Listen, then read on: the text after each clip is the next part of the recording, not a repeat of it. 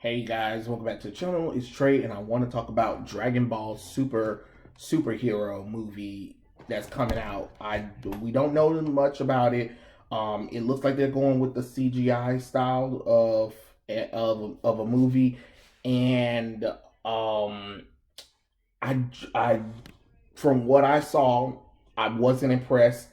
And they're talking about they're trying to do more of a slice of life thing. Dragon Ball Z fans, because let's be honest, most people are Dragon Ball Z fans. Please, please, please stop trying to justify Super. Super is on some horse shit right now. It's horse shit. Y'all can get mad all the hell y'all damn want to, but I'm sick of this shit. I'm sick of y'all trying to justify Super when Super is a mequel. It is not a sequel. Understand a sequel. A sequel is supposed to take place after, not in between. It is literally pulling a Tarzan 2, a Fox and the Hound 2, a Bambi 2. Do you guys not understand what a sequel means? It isn't a sequel. It keeps breaking its own canon, and you guys keep trying to justify it just because you guys don't want GT to happen. This is what this is. But a lot of y'all never even watch Dragon Ball to understand why the choices were made in GT in the first place. Because if you watch Dragon Ball, you would understand GT. You really would. You really would. This immature Goku nonsense, this whole Trunks and Goten ain't grown up yet, but Pan and Bola does, make that make sense. The fact that we have gods being friendly and chummy with Goku and friends, the fact that Goku and Vegeta have god forms and still get beat up by normal people who don't have god ki or god powers makes no absolute sense. Or the fact that it was stated in the manga, 10 or 5 years, that there was nothing in between the defeat of Majin Buu. Then you had to go back and retcon it and be like, oh, the events of Majin Buu didn't happen because we used the Dragon Balls. Oh. And y'all talking about, oh, it looks like it'll be finally moving forward.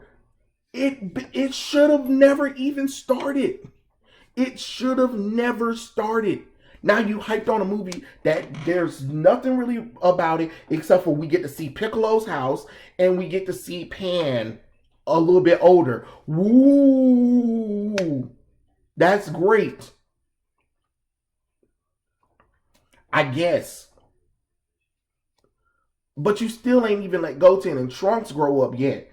Them boys should be taller by now, and yet everybody is in the exact same place. That is the problem with Super. Everybody is just stated. They are just there. And another thing, why would I care about anything that's happening in Super when, again, you showed me the ending? You cannot show me the ending to a character arc or to a story and then try to make stories in between certain parts of the story. I already know the beginning, which is Dragon Ball, the middle, which is Z, and the end of Z, and then the GT is literally the end of the franchise, to be honest. Y'all can say whatever the hell y'all want to, but let's be honest, Dragon Ball Z, GT, that's it. That was it. That was Dragon Ball. That was the franchise. The franchise had a good long run, King of Anime, it was whoop-de-whoop, all that good stuff. That's fine. But let's be honest. The only reason why anybody's hyped up on it is because they told y'all that y'all precious master Akira Toriyama is part of it. But he was still a part of the goddamn GT, and you guys don't accept it. Why? Because there wasn't a manga, or because they made Goku a child again, or because Pan was annoying? I mean, to be honest, Goku is acting like damn fucking Pan. Yeah, whining, but being annoying, being childish. At least when Goku was a child, yes, there was a reason for him to have childish moments. But when it was time for Goku to fight and when it was time for him to get serious, he got serious.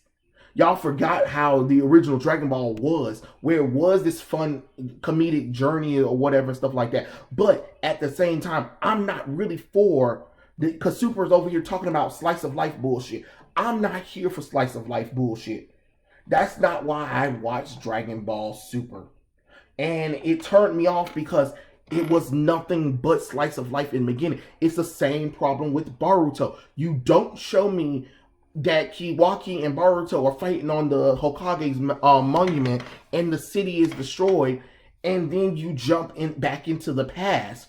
Whoa, hold on. Whoa. You don't open up no story like that, because now I don't really care about anything that's happening. So when you guys try to put Boruto in danger and stuff like that, I know he's going to be fine because y'all showed him as a teenager. You get what I'm saying? All of these slice of life things, all of these pickup stories, I don't know what to tell y'all.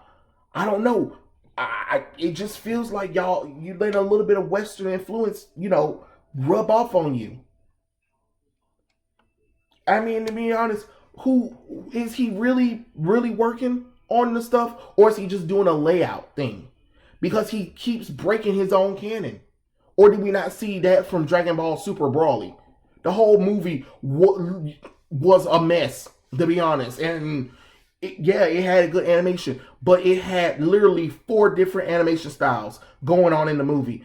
That is bad, and people were trying to celebrate the movie. The movie had 4 different animation styles going on. Then he tried to put a manga that really wasn't even official. Dragon Ball Zero?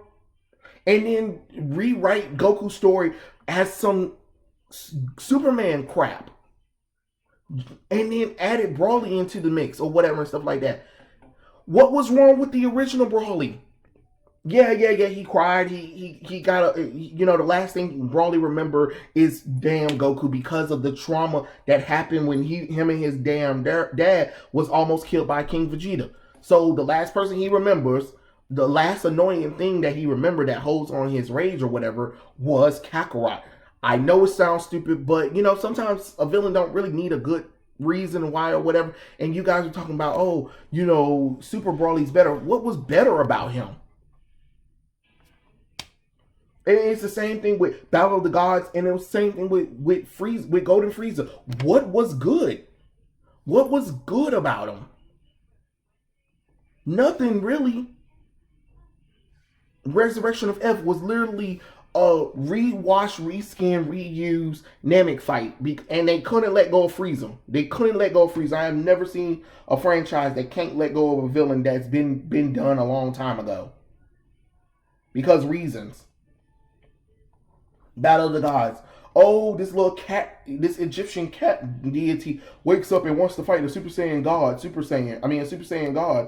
But you need a ritual in order for it to work or whatever. They fight, he doesn't do anything, that's it. You know what I'm saying? And to be honest, it really should have just been a one-off special, like Yo Son Goku and Return and Friends. That's literally what it should have been. I'm sorry, I understand some people was excited, but I was more excited about the fanfic Dragon Ball Super stuff that I had saw, and then I saw Super, and I'm like, oh god. And now what this movie is supposed to finally give people whatever. But my thing is, if that's the case, you guys would have to literally admit that Super is its own timeline now, because it keeps clearly breaking and retconning things. Not only is the anime doing it, the manga's doing it, and nobody can tell me that the manga is first. No, because the manga didn't come out until a couple of years after production for the anime. So to be honest, the anime is more canon than the manga, because that's what people see mostly. The audience see it mostly. And then the manga is completely different from what's going on. Yeah, it had its moments or whatever, but it's completely different. I mean, you even had to show retcon where Bulma's party took place. Like, are you guys that dunce, that stupid, that you can't get it together? I know I shouldn't be ranting about it, but it just bothers me right now, because what am I supposed to get hyped for? Oh, there go Pan. Oh, look, there's the three-dimensional style. Oh, look, Piccolo's house. Oh, look, these slim 1, 2, 3 people that nobody cares for. What am I supposed to be excited about? What is it bringing to the table? Nothing. Super should have came after Z. Goku and Vegeta still have on them damn boring ass Dragon Ball Z clothes. You ain't away from Dragon Ball Z, but you should have been. Goku and Vegeta should have been transitioning from those clothes. Y'all had something when in Resurrection of F. You had something, and then you go right back because y'all too lazy to draw other clothes on the characters. Even though we've seen that Vegeta gets more and more comfortable in Earth clothing, that he doesn't even wear his Saiyan heritage stuff anymore, and Goku gets more relaxed with his gis. That's why he was wearing what he was wearing at the end of Z and in GT, because of how relaxed and how much of a he's in this purity mode or whatever and stuff like that. They've enjoyed life now, so it didn't make no sense to pick up 10 years after the event. I mean, it didn't make any sense to pick up in the middle of the peaceful world arc. Like, why? Everything that happened with Mara, with Miris, with with Granola, with the Universal Tournament, with the Future Trunks saga, none of that mattered. None of it mattered because we already saw the end of Goku's story with his family and friends. If you really wanted to do something with Super, you could have did a better version of GT. Since everybody want to talk about how terrible GT was, why didn't they have enough balls to go ahead and do their own version of GT? I'm just being honest. Talk a big game all you want to. And with the multiverse, since y'all want to introduce multiverses in different timelines, definitely Super done branched so far from the original continuity, because let's be honest, we're in the new continuity, which is the Super continuity. So that means everything after Trunks defeated when Trunks came back or whatever, because it created a new timeline or whatever, because our original timeline was literally the Future Trunks, the history of Trunks timeline. That was the original history. That history from Dragon Ball Z all the way up to when Goku defeated Frieza, and then he got that heart virus. The Future Trunks history of Trunks happened. That was literally our original timeline. But then Trunks went back in the past, changed, created a new timeline. That's the timeline we was following all the way up until GT. When GT ended, bam, that was it for the original time. That was it for the second original timeline.